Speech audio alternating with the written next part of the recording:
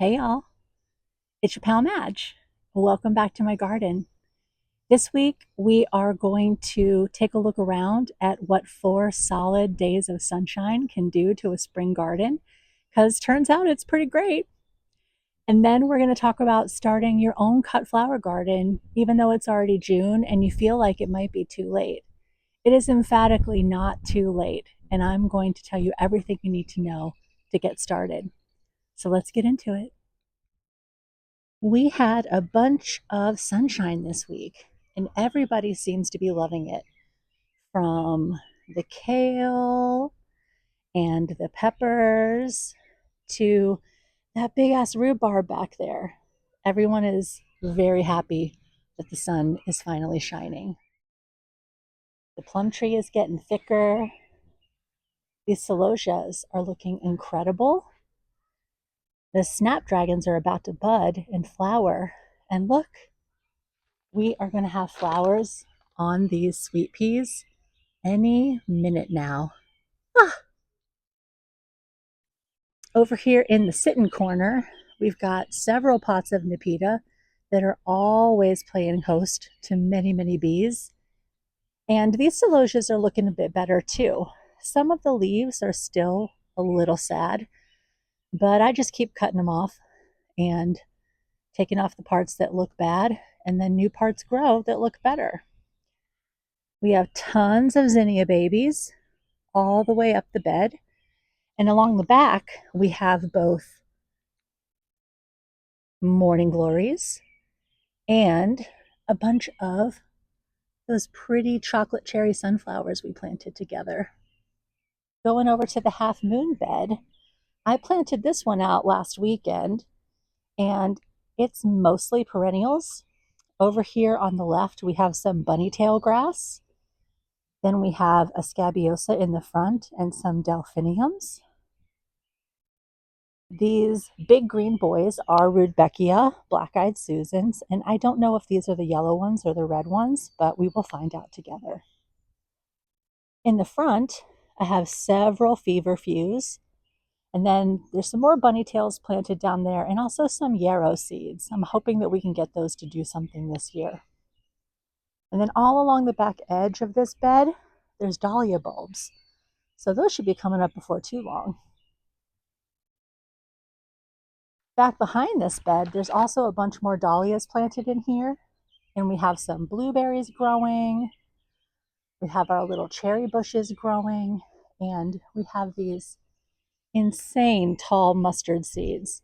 My husband is going to be harvesting all of those for the seeds so that we can make our own Dijon mustard.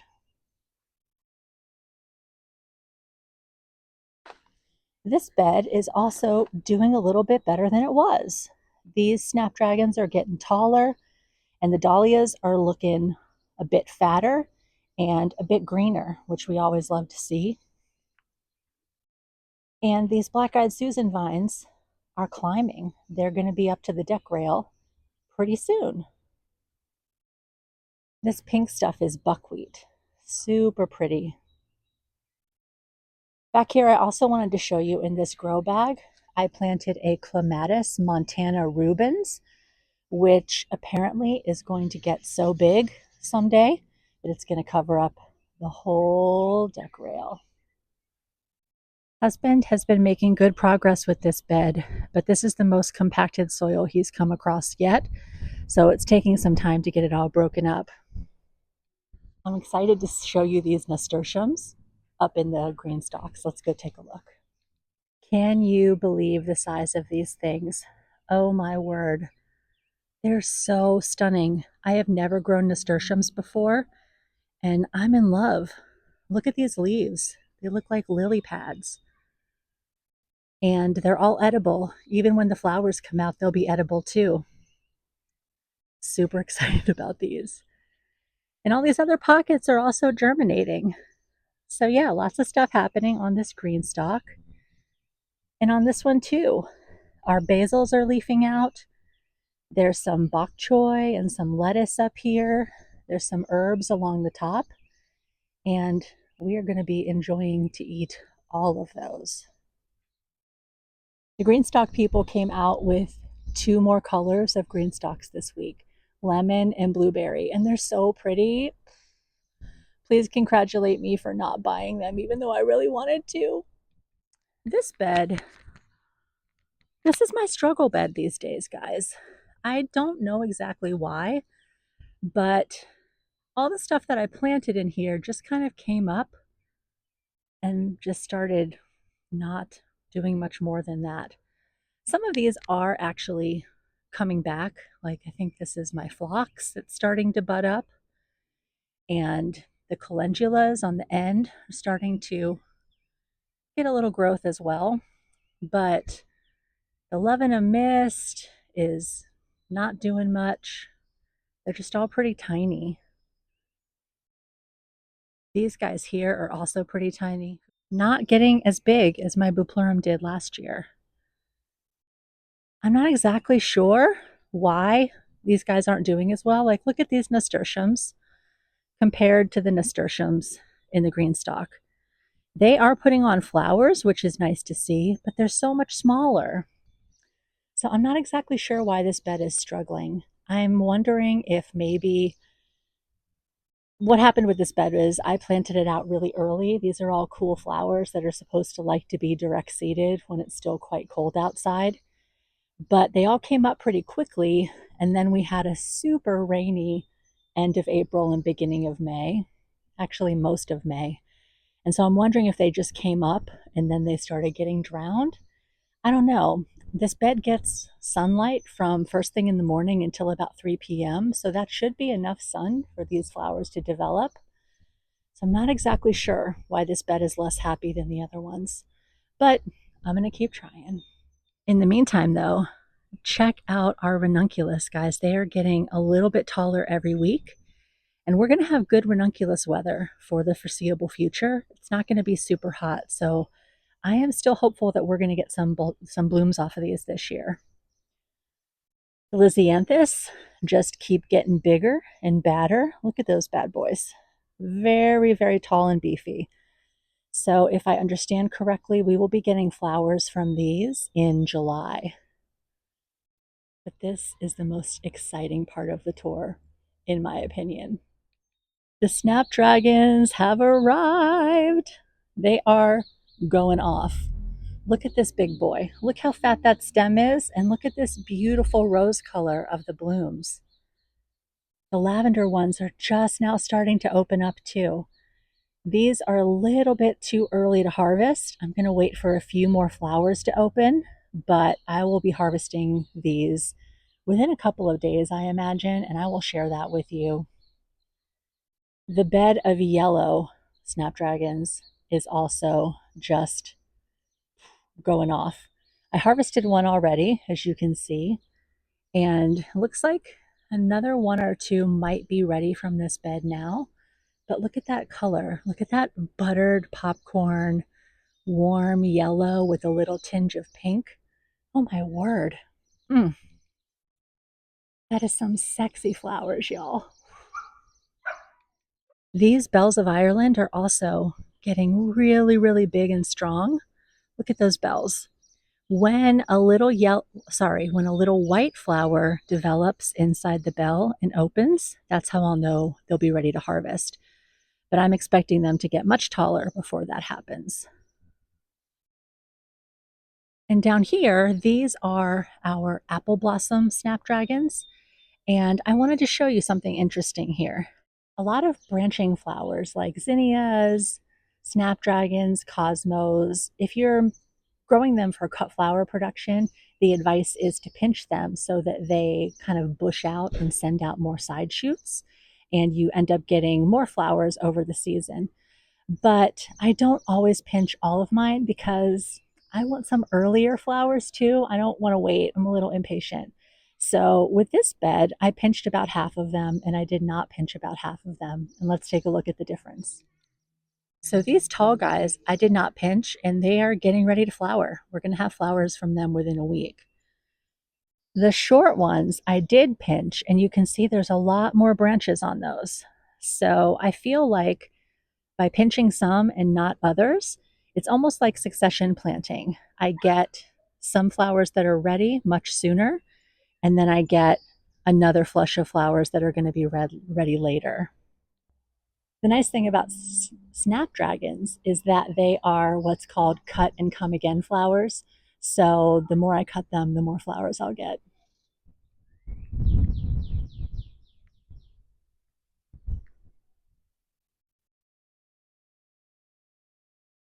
Don't you say a word to me and my children.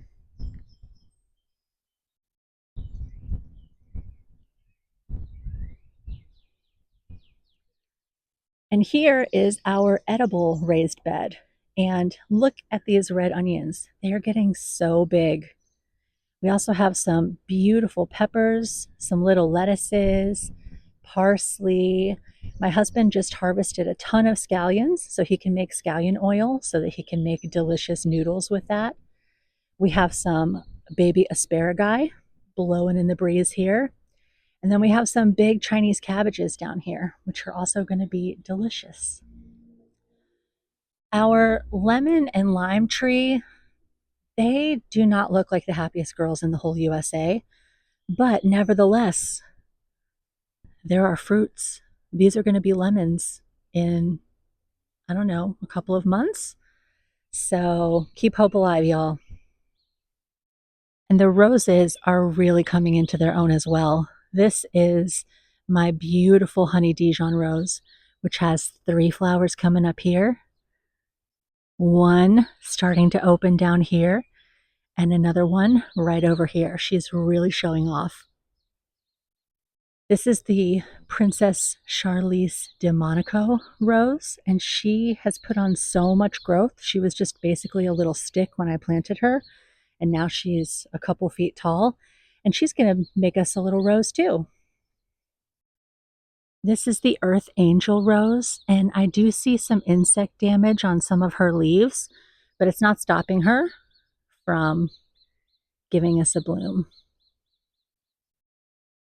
And then over here we have our Coco Loco rose, which has put on several buds as well.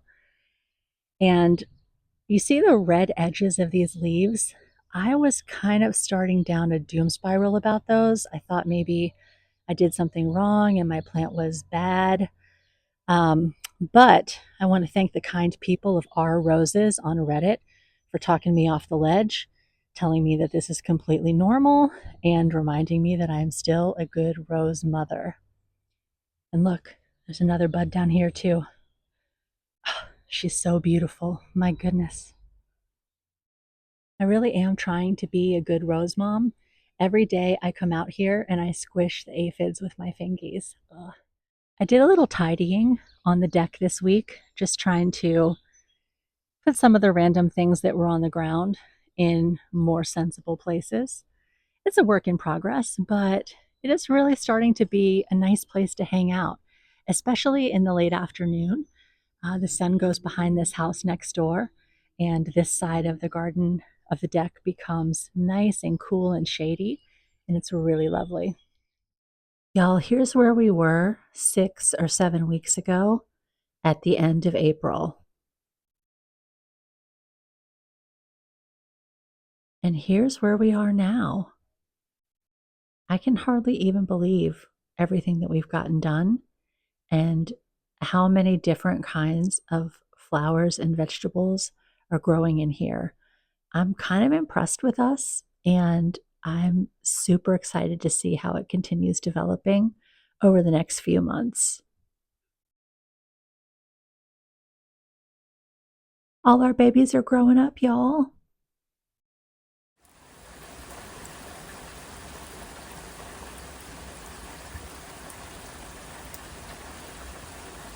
The other night at D&D, I brought seeds to give to all of my fellow players. And they were all like, Madge, isn't it too late for me to grow these already this season? And it's really not. The reason being that most of the annuals that we grow for cut flowers, they mature really quickly. If you look on most seed packets, there is a days to maturity number, and that tells you, okay, if you plant this seed today, about how long is it going to take for you to see some blooms. And most of the cut flower annuals that I grow are like 55, 60, maybe 70 days. So there's plenty of time for those to grow between now and the end of the summer. Aside from some bunny tail seedlings that you see in the front of this whole bed is planted out with seeds. So this is basically my June started cut flower garden. I have some sunflowers up the back because they're the tallest. And in front of that, I have some zinnias, some basil, and another filler called euphorbia. And these are all going to be ready for me within a matter of weeks.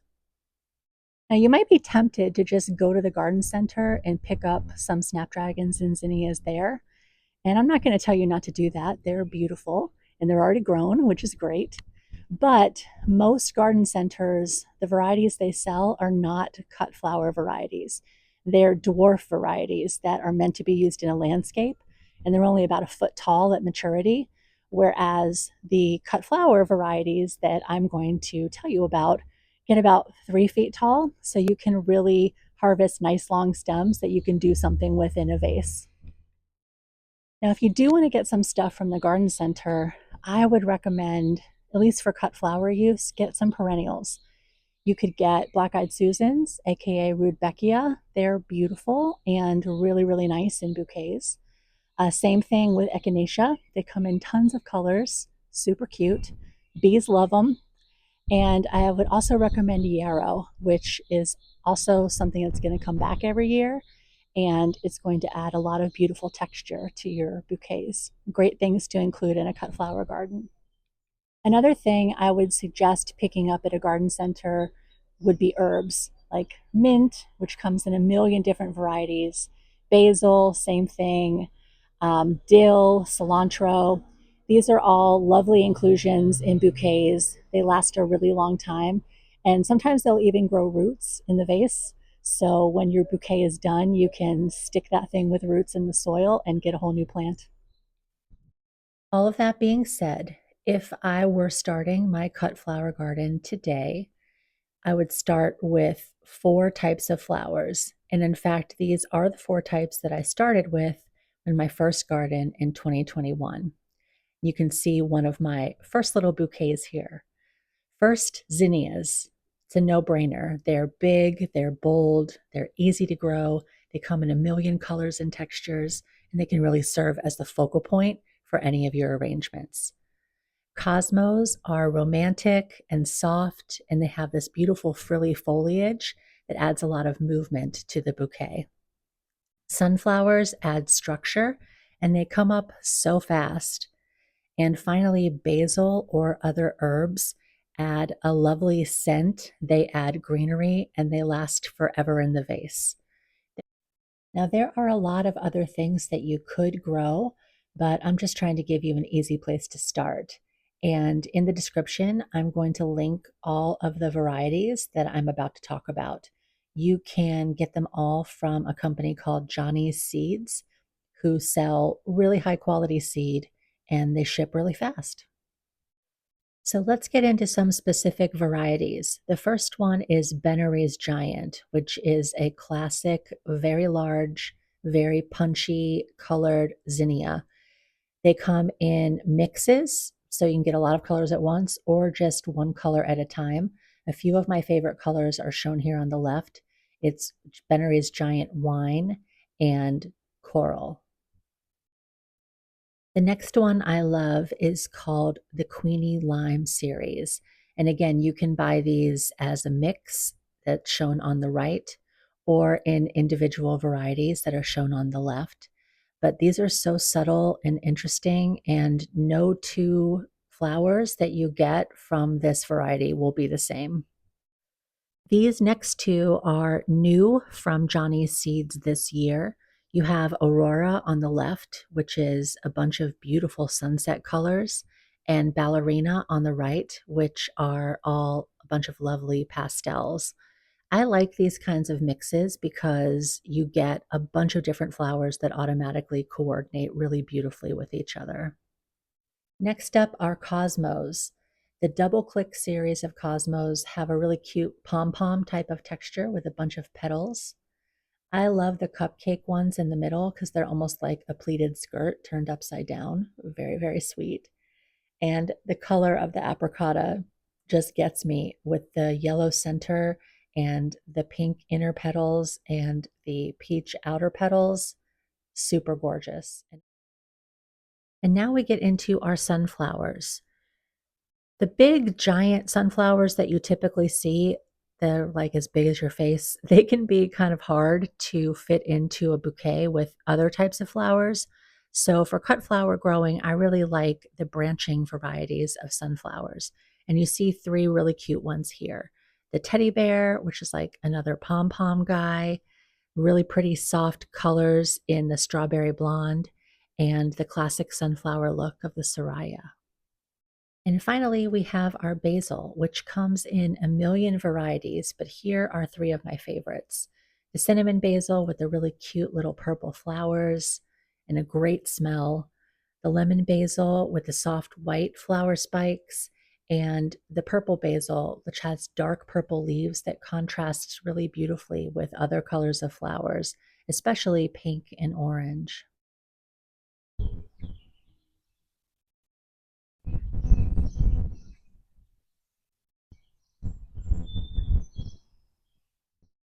So thank you for attending my TED Talk today on starting a cut flower garden from seed in June. If it was helpful, I hope you'll give it a like. And if you have any questions, just leave them in the comments. I will help however I can. If you want to follow along and see how this garden keeps developing as we start harvesting more flowers and making some bouquets, I hope you'll subscribe to the channel. And in the meantime, there's a few more videos over here for you to check out. And I will look forward to seeing you next week. Thanks for spending some time with me today, friend. Bye for now.